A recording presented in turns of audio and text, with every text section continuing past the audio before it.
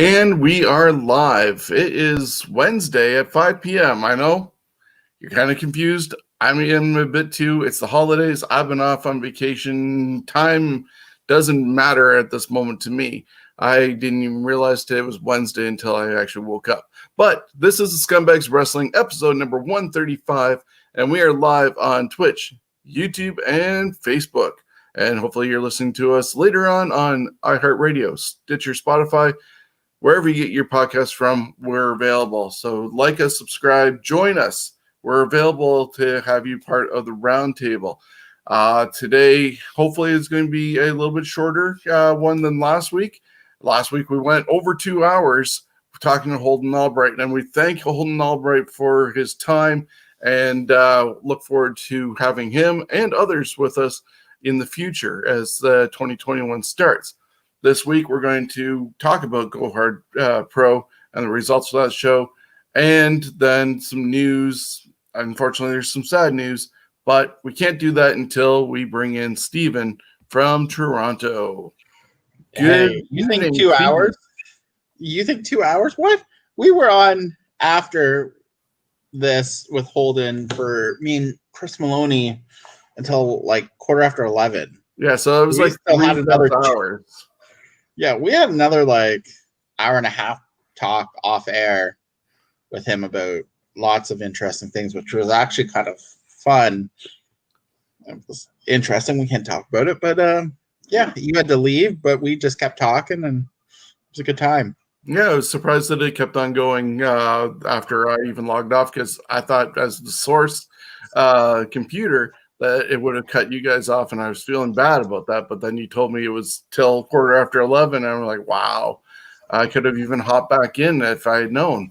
But yeah, so thank you to Holden Albright, as I said, and hopefully we'll be able to do another time with him and others as it goes forward, and maybe even get involved with Go Hard Pro when they go for their second venture, because if you saw the ending, it said will return, and I believe the initials were spelling out prom. So we'll find out what that all means. But we'll talk about Go Hard Pro after some of the unfortunate sad news. First up, I'm going to bring it is legendary wrestler Danny Hodge passed away on Christmas Day at the age of 88. He was trained by Leroy McGurk and Ed Strangler Lewis. Hodge made his professional wrestling debut in October of 1959 and had major feuds with NWA Junior Heavyweight Champion Angelo Savoldi. Hodge's rivalry with him led to a bizarre event. Hodge's father entered the ring during a boxing match on May 27th, 1960, between Hodge and Savoldi, and stabbed Savoldi with a penknife. Crazy. Savoldi required 70 stitches at a local hospital while Hodge's father was arrested. Then in 1960, July, Hodge defeated Savoldi for the Junior Heavyweight Championship at the Stockyards Coliseum in Oklahoma. Hodge became Leroy McGurk's principal headliner, and by 62, he made upwards of $80,000 a year. That's like huge money compared to the time and what it is now. Hodge was perennial NWA Junior Heavyweight Champion, holding the title 8 times for a total of 10 years, longer than anyone else. In 2007, he was inducted into the Professional Wrestling Hall of Fame. He made an appearance on WWE Raw in 2005 and 2012, and when he was honored by fellow Oklahoman Jim Ross. And then WWE Hall of Fame and 7-time world champion Bret Hart had referred to Hodge as one of the greatest wrestlers in pro wrestling and amateur wrestling there has ever been, and described being in the same room as Hodge in the 2008 National Wrestling Hall of Fame Museum Award as being a big honor. So Danny Hodge was born May 13th, 1932, and died, it's actually saying December 24th instead of Christmas Day. But he lived his whole life in Perry, Oklahoma. A lot of different things about Hodge over the years. Legends of crushing apples and pliers and stuff like that. I probably was not one of the guys you'd ever want to meet up with. And if MMA had been around, he probably would have dominated it the way he was. Any thoughts on the passing of Danny Hodge there, Steven? Don't know that much about him. I have heard the story about his father climbing in the ring and stabbing his opponent multiple times on Jim Cornette's podcast, which always makes me laugh because people forget that wrestling used to be taken very seriously. There used to be riots all the time. So, I mean, he is one of the original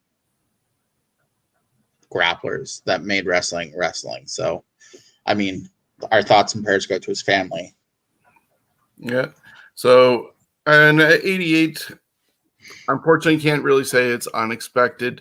Definitely lived a full life. As opposed to the next person we unfortunately need to talk about, and that was on Saturday, the word came out that Jon Huber, people would recognize as Brodie Lee and Dark Order from AEW, and as well as Luke Harper in WWE. So as you see on the graphic on the screen right now, AEW put out the statement that All Elite Wrestling family is heartbroken. In an industry filled with good people, Jon Huber was exceptionally respected, beloved in every way. A fierce and captivating talent, a thoughtful mentor, and simply a very kind soul that starkly contrasts his persona as Mr. Brodie Lee. John's love for his wife Amanda and children Brody and Nolan was evident to all of us who were fortunate to spend time with him, and we send our love and support to his beautiful family today and always. John's popularity among his peers and influence on the wrestling world was worldwide and transcended AEW, so this loss will be felt for many for a long time. We were privileged at AEW to call Jon Huber a brother, a friend, and one of our own. So that is their statement and the passing of Jon Huber. His wife posted a couple statements thanks to some people that wrote reports that probably shouldn't have, and were a little bit insensitive, I'd say. But she wanted to also stress that this was not COVID related. It was a lung disease that sort of crept up on John. He had a wonderful chain match, dog collar match with Cody. Turned out it was his last match for the TNT championship on AEW. Lost it, and you would expect him to be on away for a bit, but he was away for a longer period of time and not being anything with AEW. And I guess that's when stuff started happening. He was working out and couldn't finish a workout. And I guess Amanda had let AEW know what was going on, but they kept it quiet for their privacy. So a lot of people have been putting up honors. Your thoughts on the passing of Brodie Lee? I mean, it was very shocking. I know I privately messaged you when I first saw the statement because I did not want to post it unless it was true. So I doing research as quick as you can, trying to make sure this is real because no one wants to post something. And I was very shocked because he was only 41. Honestly, my first thought was COVID. But after his wife, posted it was non-COVID related, it was a lung issue. Doing more research, it looked like even back in the WWE, he had this lung issue, and it was just unfortunate. He was on a Peloton and couldn't finish his workout, and he went to the Mayo. He ended up in the Mayo Clinic, and he had been there for 2+ months since October.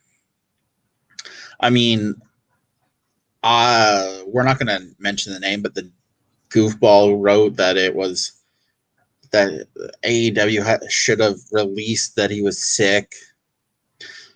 No, I'm going to end up mentioning it as part of this whole thing because the person in question was Bruce Mitchell of PW Torch, and he basically was, as you said, demanding to say that the family and AEW should have let fans and reporters and all this know, and thought it was suspicious. Well, people can get cancer and take them really quickly as well. So to say that, oh, this has to be something suspicious, he doesn't know jack shit about it. And I guess Wade Keller of PW Torch felt the same way, especially after Amanda Huber spoke out about this whole issue, and also Chris Hero and a few others had complaints about what Bruce Mitchell wrote. And actually, Bruce Mitchell apparently is now fired from PW Torch because of this erroneous and stupid way of posting news or demanding for news like he's some sort of actual journalist. Yeah, I was very... Yeah, they parted ways after 30 years with Bruce Mitchell. I'm not surprised. And I was very surprised that hit any sort of internet site. That surprised me. I mean, he was 41. We got to give his family and his friends time to grieve. Oh, of course. I mean, demanding to know that he was sick. No. We don't have the right to know that. Just know that he passed away, and whatever information the family is willing to release, be happy with that. Like, who are we to demand things? Yeah, I was surprised that, because I read the article and I was like, because I saw it and I was like, this has to be like a satire. Like, he must be ribbing on, like, someone must have said something on Twitter and he must be going after him. And I'm reading the article and I'm thinking, who in the fucking hell are you to demand that AEW and the family tell the fans that he was sick in the first place, and then basically say, oh, us wrestling media should always be aware of things? No, fuck you. That'd be like finding out at Smash, because obviously that's who we like to go see the most. Why say someone who was advertised just magically disappeared? Yeah, it's happened before, and even going back as far as referencing Smash, was it our need to know everything about what happened with the Beast King getting stripped of his championship? There was reports that stuff happened in his home area, and that was it. They just said he's no longer associated with us, and fans just need to accept that. But somebody's health issues that end up causing a death, that's just ridiculous. Well, it's to the point. Like, how many of these wrestlers on the big leagues and in the independents have had a family member die or something personal happen that they can't make a show? It's none of our fucking business. And for him to think that it is our business, no. And I'm just going to assume that his career is over, because I don't see anyone. I'm sure he'll create a podcast and he'll do his own independent thing. But yeah, his career is over. I mean, Brodie Lee's, I remember him in Shikara. I watched a little bit of that. I mean, he's been everywhere. I was looking. He's been in Shikara, Squared Circle Wrestling. He was all ROH. And being from the Rochester area, he had an association with the Buffalo crew with Pepper Sparks, and even Garcia and Bennett and Blackwood and stuff like that. And I saw a tribute from Kevin Bennett saying that he was always like really positive to him. Anytime he saw each other, give him a hug, and it wasn't just, oh yeah, you're an indie guy showing up here. They actually legit were friends, and he was giving advice to people. And so like there's so many people he actually touched because he was in the independents, went to WWE, and then finished up, unfortunately, in AEW. 41 years old is way too young to go, but he also had like a 17-ish year career. So he's touched a lot of people. Yeah, I was very surprised.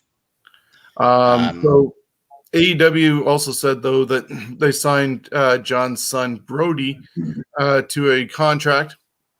I also remember hearing just recently, maybe even the last episode of AEW, their tapings, that they did a dark match where Brodie Jr. ended up pinning Kenny Omega, and they did a whole induction of him into the Dark Order, gave him a mask, named him -1 or -1, and so he all was brought in that way. And he thought that, I thought at first when I heard about it that it was maybe his birthday or something like that, and they were having a fun thing like that. But now to hear his father passed away, and so they probably did it because Brodie was not, John wasn't well, and so they wanted to cheer up his kid for doing that. So he's been also given an AEW contract that when he's old enough to actually start, that he'll start there first and foremost and see what happens from that point. Pro Wrestling Tees has announced that all proceeds from Brodie Lee merchandise will be donated to his family, along with CM Punk and Mick Foley. They said that they're going to donate their sales to the Huber family for support that way. And as I mentioned, Kevin Blackwood did a really great drawing of Brodie in his 3 incarnations, basically from Indy, a Bludgeon Brother, and also then Mr. Brodie Lee. And it's a wonderful drawing that a lot of people have already requested. I'm not sure the price at the moment offhand, but he said 120, I think. Maybe. Or that's how many he's already, that's people have already bought. Sold in a little bit. So he was going to extend it to Monday for people to contact him. So if you can find Kevin Blackwood on either YouTube, or Instagram, Twitter, or Facebook, reach out to him, see this wonderful drawing, and support the Huber family. One last thing involving Jonathan Huber's passing is that because of his passing, tonight was supposed to be night number 1 of their New Year's Bash, and next week was supposed to be night 2. However, they've moved it to next week and the following week, and this week they're going to be doing a tribute show to Brodie Lee, Jonathan Huber, Mr. Brodie Lee. And as you see up here on the screen, these are the matches that are happening tonight at 8 p.m. This is also one of the reasons why we're going early today, because we wanted to make sure that we got this done so we could end up watching the show ourselves. But tomorrow is also New Year's Eve, and I didn't want to do something on New Year's Eve at like 8 p.m. either. So that's why the change in schedule. But if you're watching AEW tonight, Brodie Jr., -1, he worked with Tony Khan to put together this card, and it's going to feature the AEW Tag Team Champions, the Young Bucks, teaming with Colt Cabana to go against Matt Hardy and Private Party. Eddie Kingston, Butcher, and Blade, with Bunny in their corner, is going to go against Lance Archer, Evil Uno, and Stu Grayson.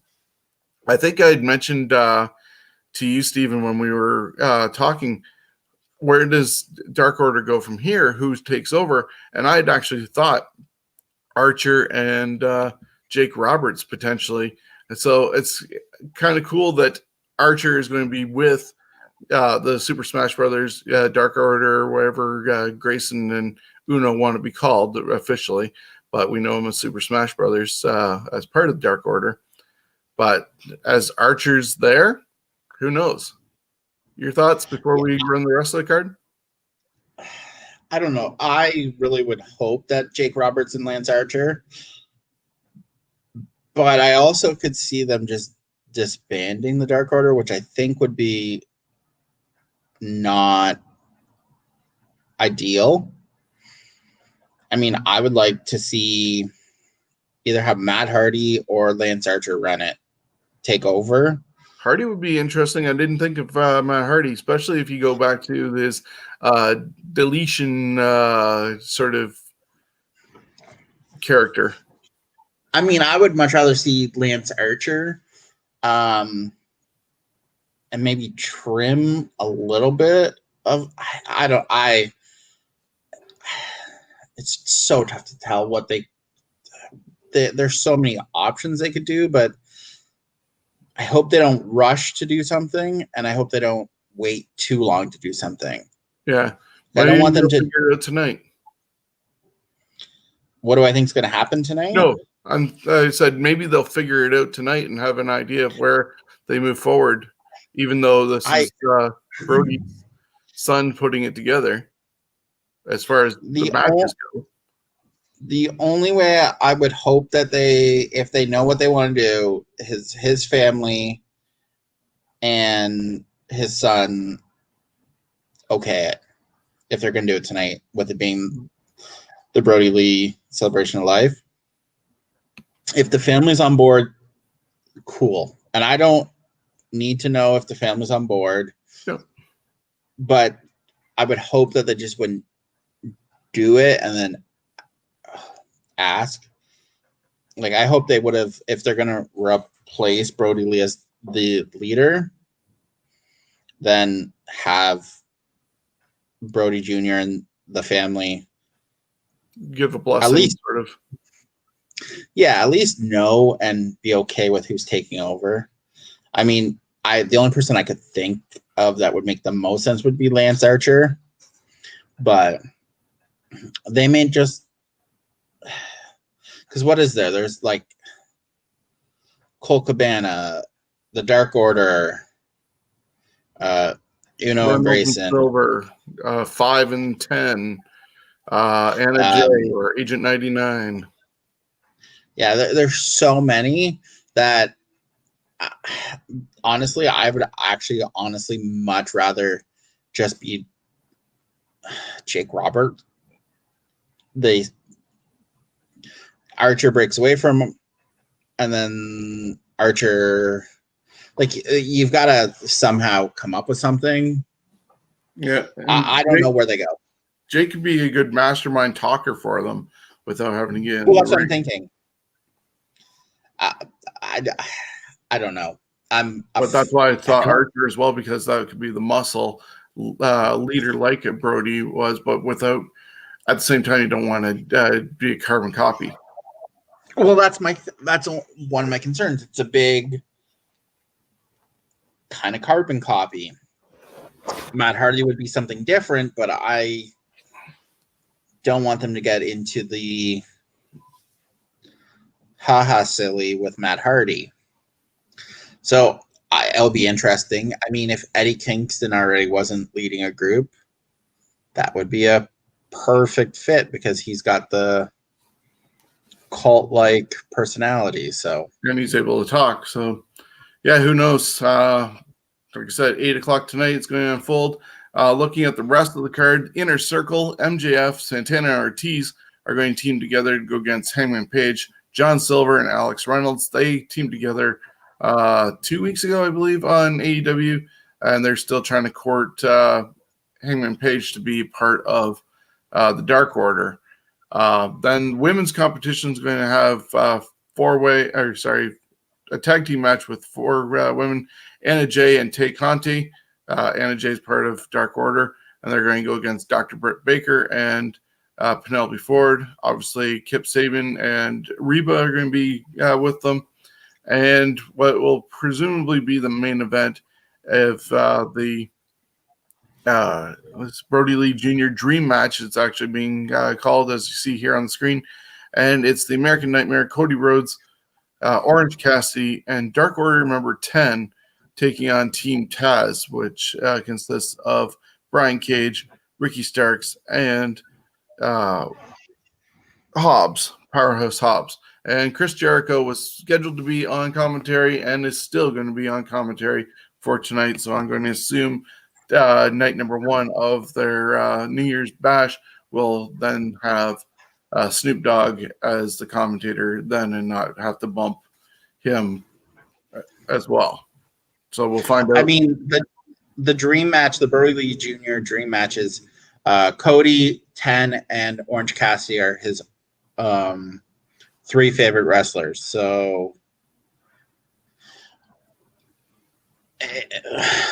it's going to be something. Oh, yeah. I know how much of a fan of Orange Cassidy you are for that. I even called him, because of the situation, his gimmick name, only because it's of the situation.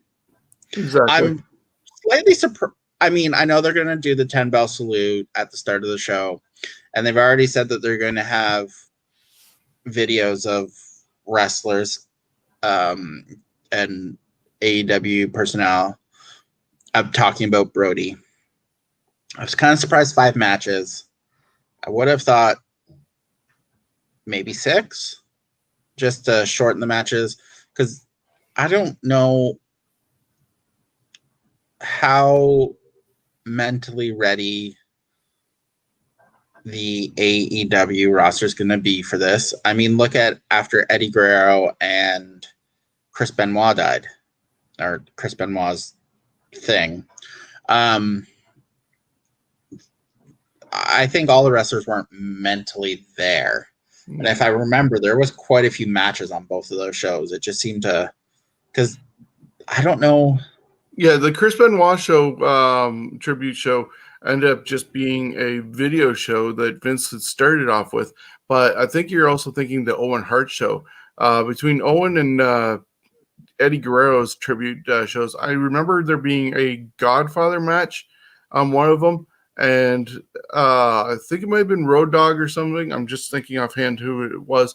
But he was just like, we can have this match or we can just go party and honor whoever it was. I think it was Eddie at that point.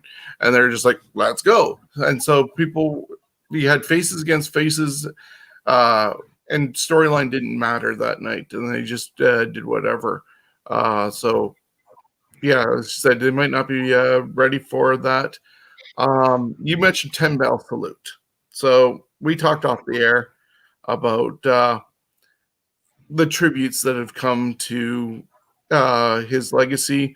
And a lot of people I know, people in the business itself, thought that WWE did a piss poor job of honoring him, and felt that WWE needs to be ashamed of themselves because they only put up a graphic.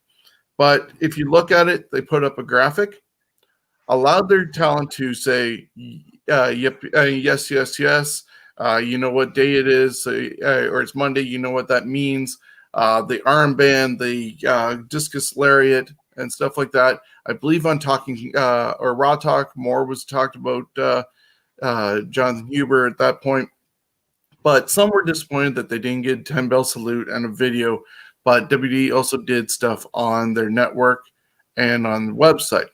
So with that said, are you happy with what they did, or would you like to see them do different? Because I have an opinion that I'm going to share after. I know we're going to disagree on this. I honestly turned on Raw, the start of Raw on Monday, expecting to see a 10 bell salute. I think he had earned it. Just now, let me caveat that. Unless AEW had reached out to the WWE and said, can you please let us do the first one out of respect, and then you guys can do one on NXT or SmackDown. And I'm okay with that. If AEW or John Hubert's family reached out out of respect and WWE didn't, then I'm okay with it. If I have heard that WWE... Sorry, I have heard that Talent did record some videos, maybe on the same line as what we heard with Eddie and Benoit and Owen, where there was clips of Talent paying their respects. So I'm not sure where that's going to get used. Yeah, it was all shot before Monday Night Raw. So this is why I'm honestly thinking there was a backdoor conversation saying, hey, look, this is what the family would like. We want to honor their wishes. Can you help us? Yeah, and if that's what happened, I can understand and appreciate that. As I said in premise before, I have a totally different view of why people should not be upset about why WWE did what they did or didn't do, in their opinion, because he was a former employee. If he had still been working there, like we just mentioned, Eddie and Owen and them, then you bring them out, even Pat Patterson, bring everybody out on the stage, show the picture on the Titantron, do the 10-bell salute. Pat Patterson, prime example of what they did to honor somebody just recently. Did they do a 10-bell salute for Pat Patterson? I believe they were on stage, at least for Raw and SmackDown and NXT at the start of each show. But they honored him that way because he still worked there. Jonathan Huber did not work for WWE as of the day of his passing. So to do everything that they did do, I think was enough for that, because that's what they do for everybody else. You know, they didn't center him out differently unless they do more for people who worked there or did more. But people complaining about how it was done, I think actually tarnishes his memory, as opposed to just going, okay, WWE, you didn't do what I wanted. I'm going to honor him the way I want to. I'm going to go back and look at this stuff. I'm going to purchase something from Brodie Lee or CM Punk or Mick Foley to honor the family. Not try and just be the cool kid and hang WWE out to dry because they didn't do what they wanted to see happen. I disagree. And not because I don't think you have the right to have that opinion. I think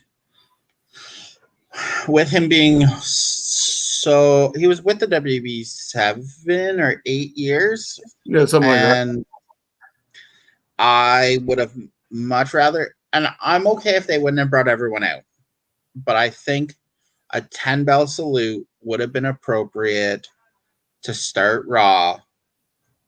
Again, this is with the caveat that it wasn't asked to be held off by the family. I think a 10-bell salute, even if you didn't have all the talent out, and I get it with COVID, it probably would have been damn near or tough too.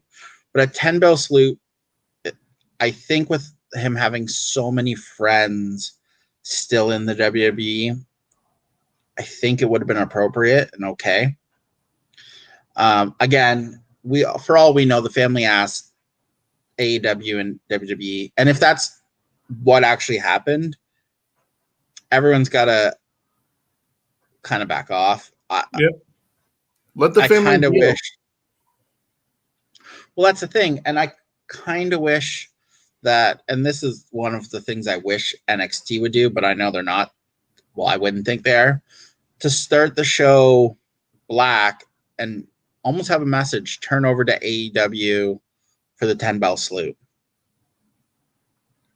Or I did see, was it Xavier Woods and Dolph Ziggler have at least them, if not more, tweeted about the fact that they're going to be watching wrestling and mentioned AEW because of it. The other thing they could do, if say AEW and NXT are going to do 10-bell salutes at the same time, kind of time it where one, like, there's got to be a way. I'm sure WWE not doing a 10-bell salute on Monday is going to be it will come out why, and I really truly do hope that it's because the family, out of respect for the family, we'll certainly see. I mean, I and I don't watch Raw often, or very rarely ever. And I was surprised. I tuned in specifically to see the 10 bell salute, and I was like, oh, they didn't do it. Oh.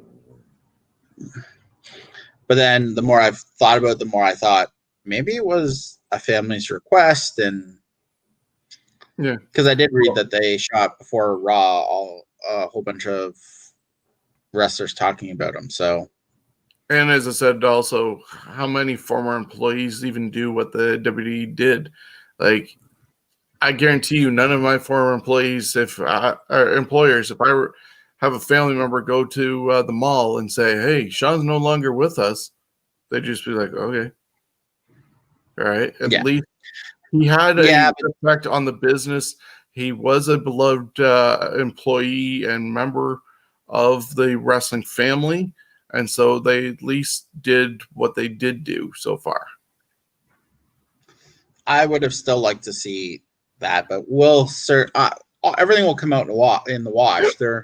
There's not too many. I mean, this was a secret, but I mean, usually when it comes to if wrestlers in WWE think that he was disrespected, you know that it will come out. So yeah. And that's why none of them got stopped either from talking about it or doing their own honor, like the wristband, the armband that Woods did and stuff like that. Like, if it was such a big deal, they would have stopped him before going through the gorilla position. I mean, I think it would have been a shit show, but if they did that, oh yeah, they probably wouldn't have even gone out if that would happen. Looking at other news quickly, The Miz was given back the Money in the Bank briefcase on Monday because they're saying that John Morrison cashed it in for him, and here you go, even though you actually wrestled that match that John cashed in for you. But whatever. Is it making a joke out of this whole Money in the Bank now that you can't take it seriously? Here's the thing. It was a joke when they did the Money in the Bank off the building. Then you put it on Otis. If you never had a plan for Otis to ever cash it in and win, shouldn't have done it. Exactly. So at this point, this pandemic wrestling is all a lot of jokes. It'll be interesting to see where a year from now, where the business stands.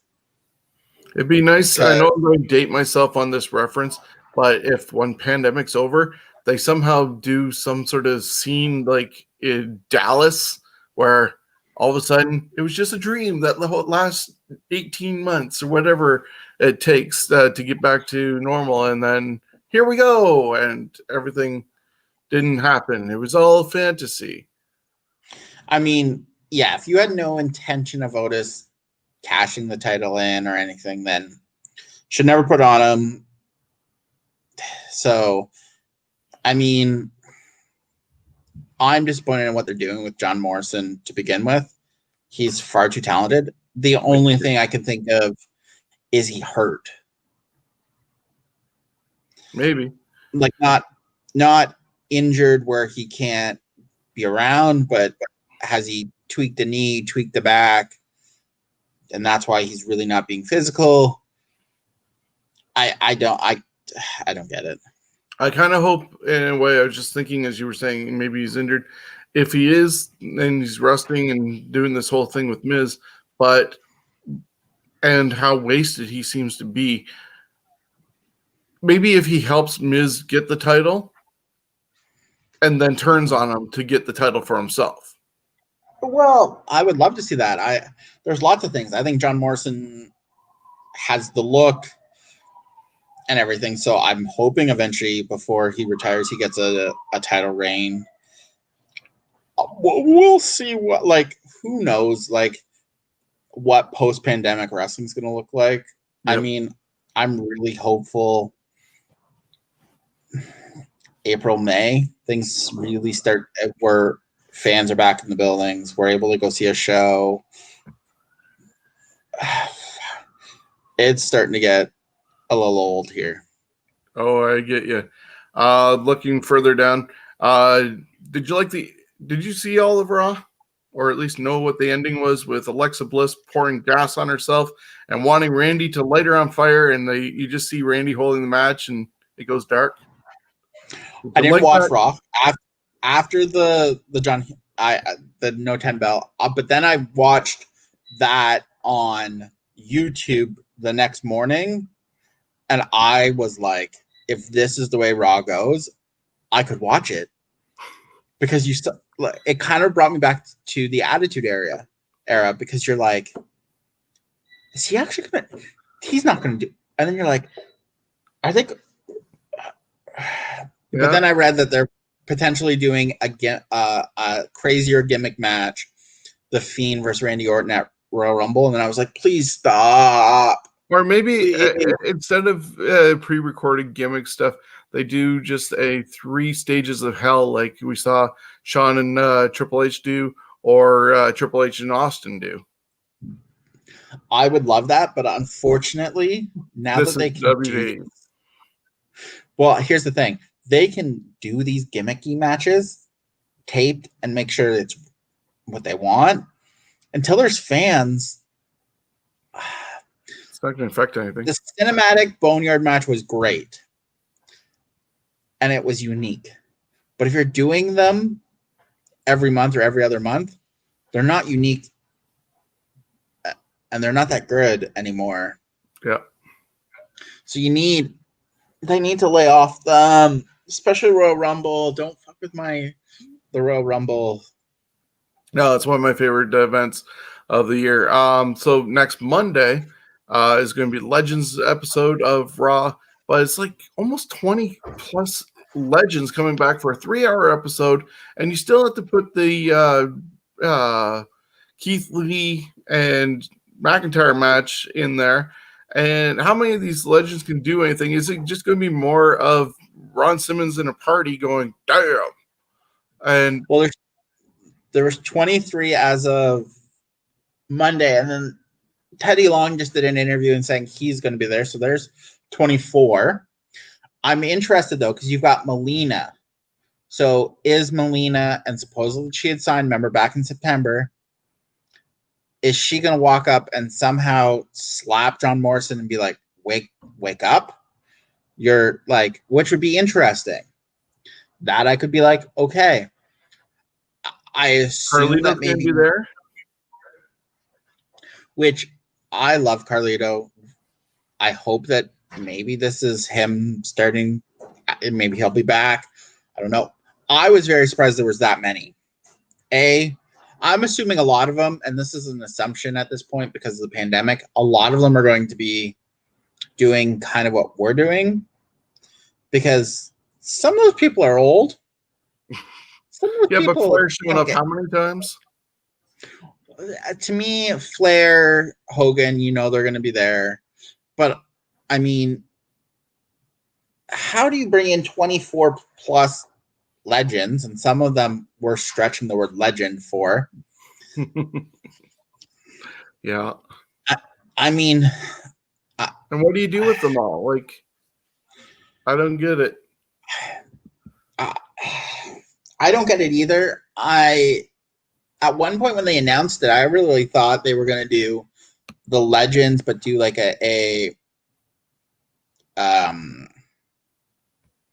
almost like a Hall of Fame. Yeah. Kind of, and I would have been okay with that. But I don't.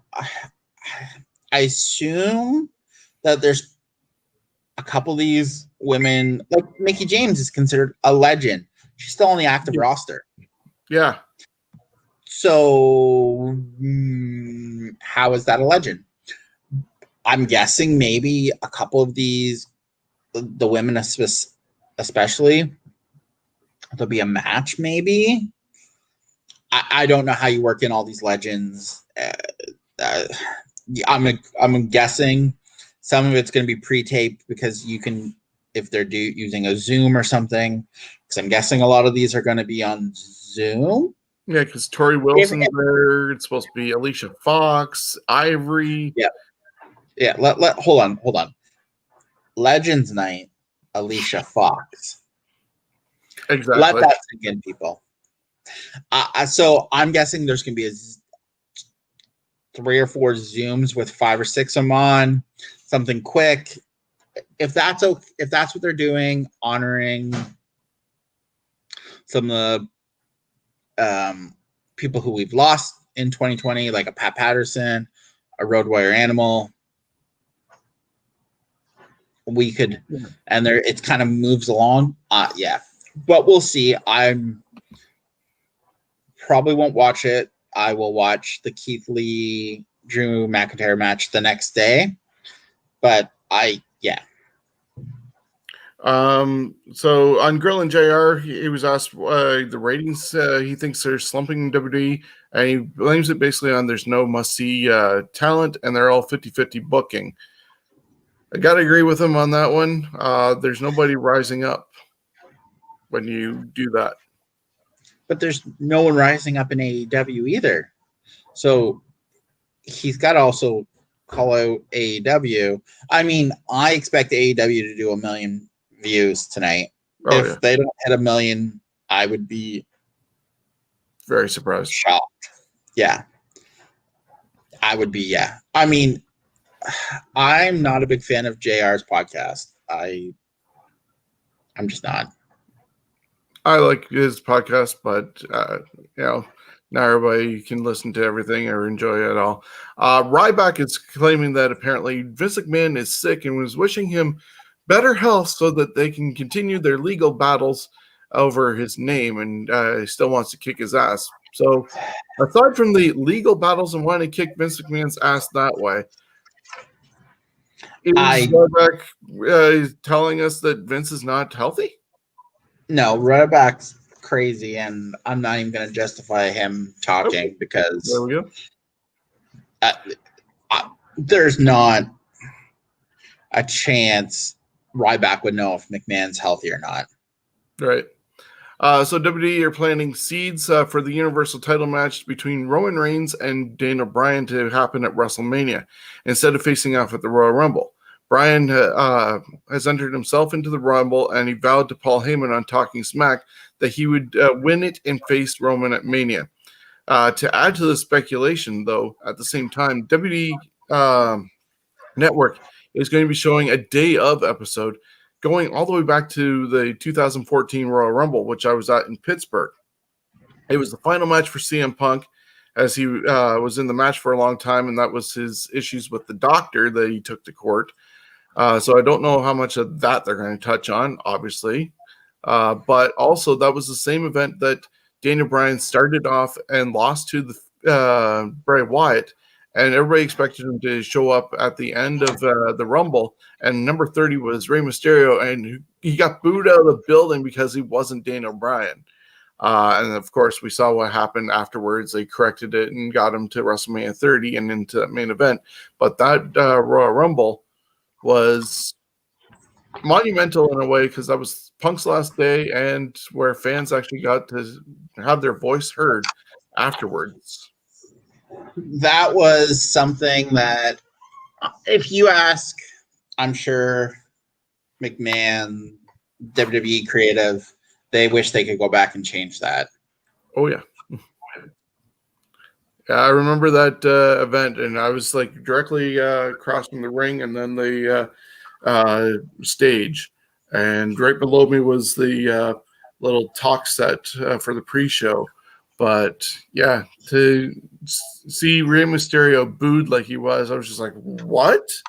It was kind of weird. I ran into Jerry the King Lawler also at the hotel that night because we stayed over before driving back. No, Bray will not go after Hulk. Bray will come after Hulk because of what Alexa said. Last Wednesday, Chris Jericho found himself trending on Twitter, but not for the best of reasons, because the last episode, Dynamite, followed the Bucks game, the NBA game, and so NBA fans were still around watching, and it was started off with Jericho and MJF against Top Flight, And a lot of people were tweeting about how Jericho has a dad bod and is looking fat and gross, and wondering, wow, he's still around. So tweeting for and trending for the wrong reasons, for sure. Would you agree with them, or does Jericho get a pass still because of everything that he's done? The thing is he's what, 50 something? 50, just turned 50. I think people really need to lay off body shaming. That's not something I'll even get into. Body shaming is not cool. And for these NBA fans who aren't wrestling fans, next. Yeah. Okay, before we discuss Wrestle Kingdom and then Go Hard Pro, Impact is going to have Genesis on Impact Plus. It's on Saturday, January 9th. They're having a Super X Cup with the X Division type talent. Ace Austin against Suicide. Daivari against Cousin Jake. Crazy Steve against Trey Lamar. Casey Navarro, I have no idea who couple these guys are, is taking on Blake Christian. And that's going to happen on Impact Plus, part of Genesis on Saturday, January 9th. Well, I'm already jumping to November. Look at that. We talked about Go Hard Pro with Holden Albright last week. So just looking over the card, Tony Bologna ended up welcoming everybody to the show, turned it over to Josh Alexander and his wife, who read a Night Before Christmas story. And our first match saw Jody Threat against Von Vertigo in a Presents Under the Tree match. And all the presents that were under the tree were legal to use. Jody, of course, got a present of skateboard, and Vertigo got a Chris Jericho action figure. In the end, all that got used.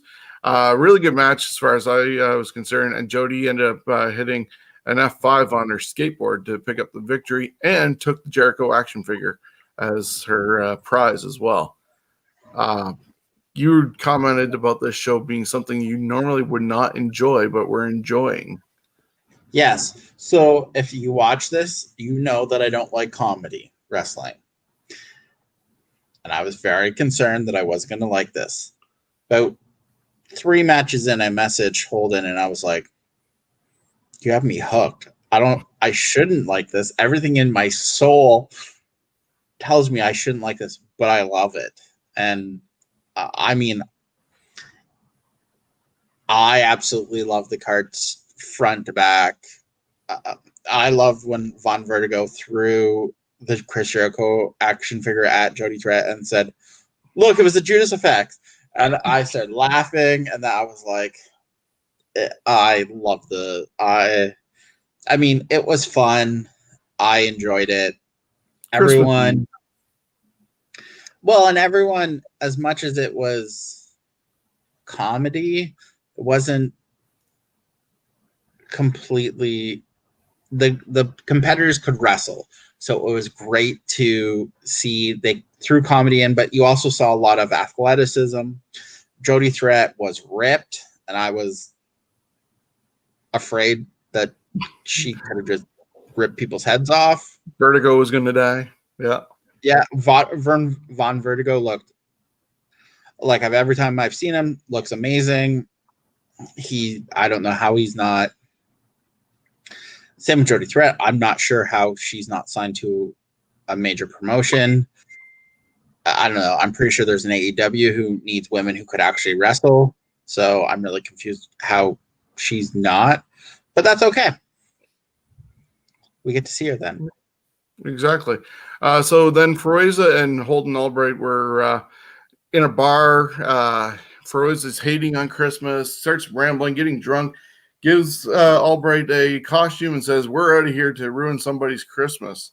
We see Alexia and Nicole dreaming of Christmas and even Christmas Vacation and her wrestling again. Then there's a match deemed a Frank Shirley match where the winner gets to deliver a monologue.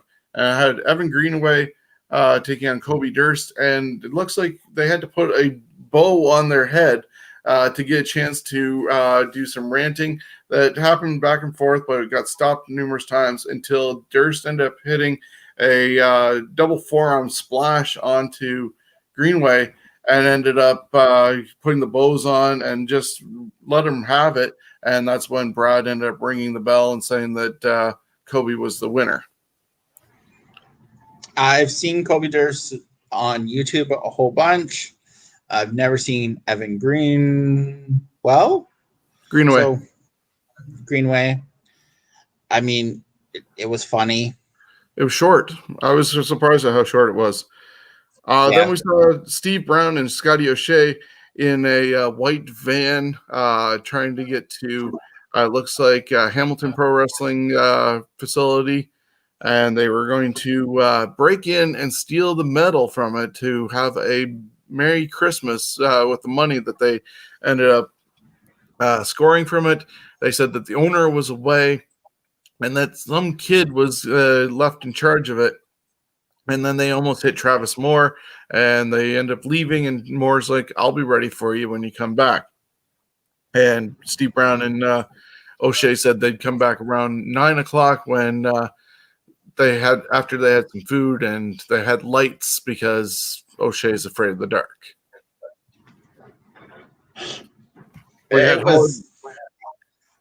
You could see where that was going, and I enjoyed it. And they kept calling Travis Moore a girl. Look at that girl.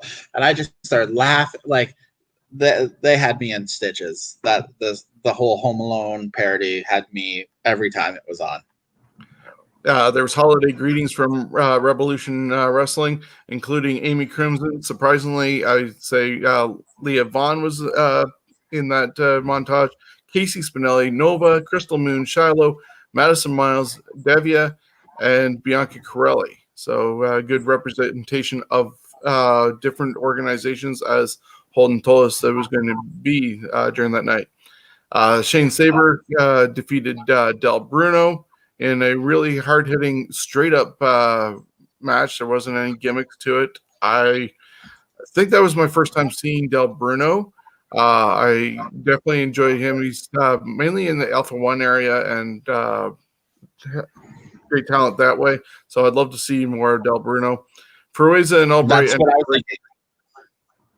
I'd never seen Del Bruno, and I was like, I want to see more. That match was amazing. Yeah, I think somebody like Del Bruno against maybe a Tarek or a Brent Banks would just be a mind-blowing sort of match. Yes. Albright and Feroza break into Alexia Nicole's house and steal her tree after she passes out. More Christmas messages, including Anthony Kingdom James doing movie recommendations. And I have to disagree with Kingdom. Die Hard is a Christmas movie, damn it. And so is Gremlin. Then there was a tag team match with Feroza and Albright taking on Alexia Nicole, and it was supposed to be Santa Puff, but he couldn't get across the border, sent a lovely message, and sent a substitute in All Ego Ethan Page. And so that was a good back and forth match between them, with Albright and Feroza losing to Alexia Nicole and Ethan Page. And of course, the main event was a Home Alone inspired movie cinematic match with Scotty O'Shea and Steve Brown against Travis Moore. And Jay Loon came to the rescue when they finally got a hold of Travis Moore. And O'Shea and Brown got taken off to jail. So, I did miss, though, the Santa Claus beating Santa Ricky in a Santa suit match. I'm not sure who was playing Santa Claus in that match, but Pretty Ricky being stripped down. Not sure I want to see that ever again. No, I'm good.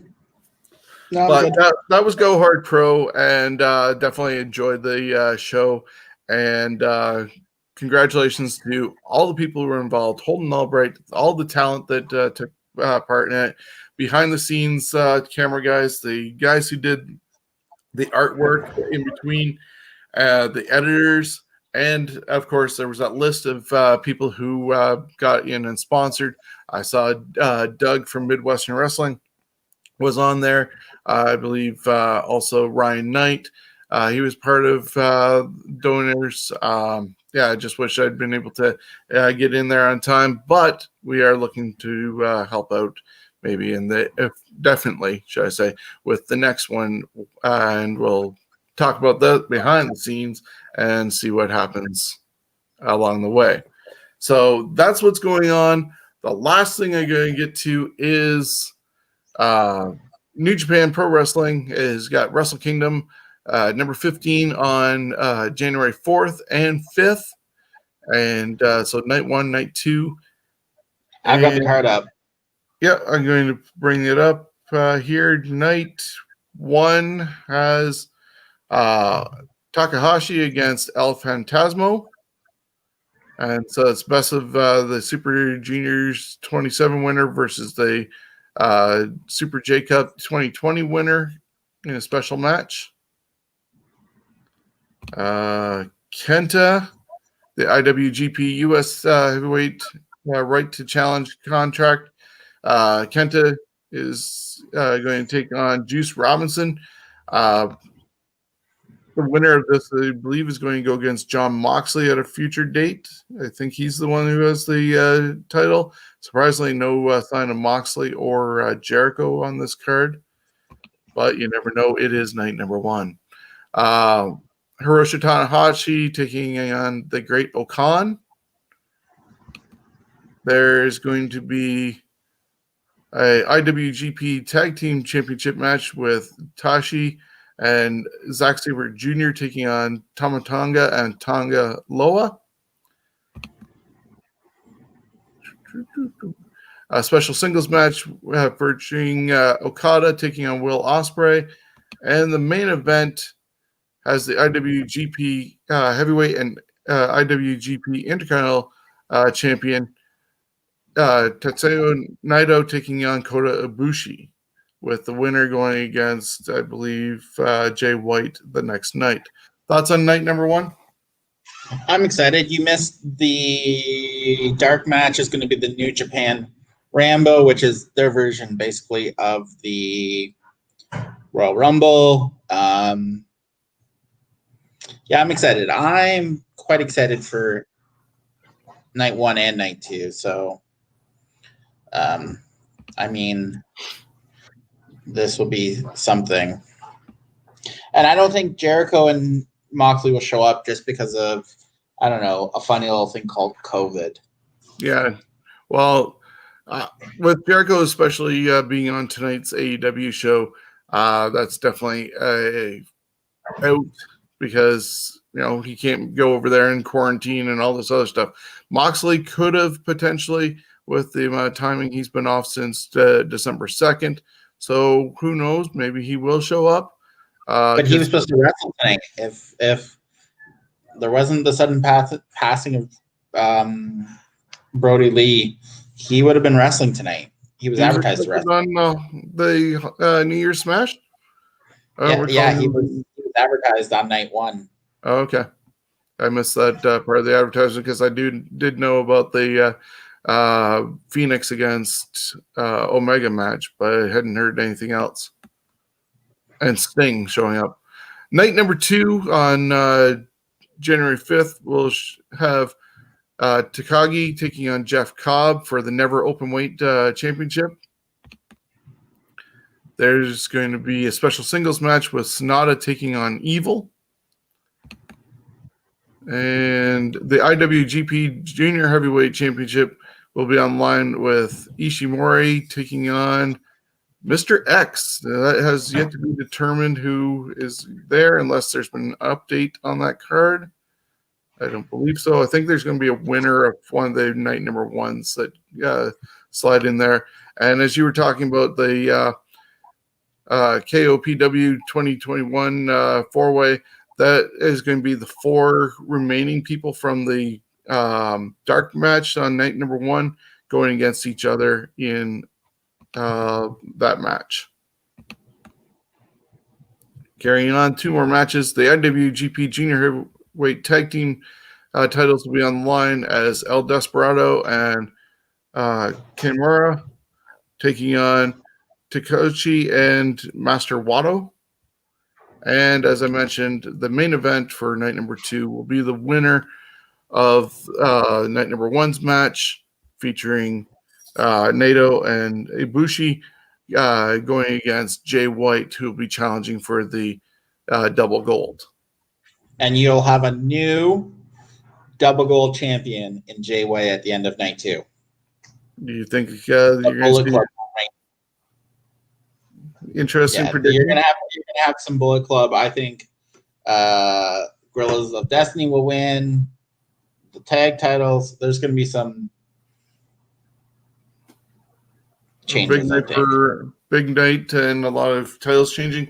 Do you see it being Naito against Jay White, or will it be Ibushi winning on the 4th and losing on the 5th?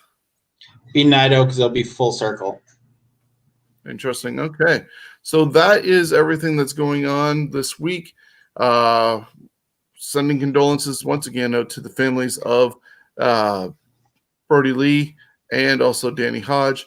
And we'll see you again next week, back on Thursday night at 8 o'clock for our regular show. Tune in tomorrow at noon for episode number 2 of This Week in History. Jonesy and I sit down and talk about the week of December 25th to December 31st. There's a lot of birthdays, final battles, and Starcades involved with that. So that's happening at noon tomorrow. And we're going to try and put together some sort of year-end show, whether it's coming out Friday or Sunday, depending on our schedules. But there will be something honoring all the title changes, all the people who passed away, and some of the great moments and matches of the year. So be on the lookout for that show to come out. Anything else you want to add before we get out of here, Steven? No, I happy 2020 is behind us, and I'm looking forward to 2021, and hopefully be at arenas watching live independent wrestling and see our great fans. Excellent. Yeah, same here. So if you're not with us tomorrow for This Week in History, have a happy new year in your isolation bubble, wherever you're at. Stay safe, stay healthy, and we'll be back next week.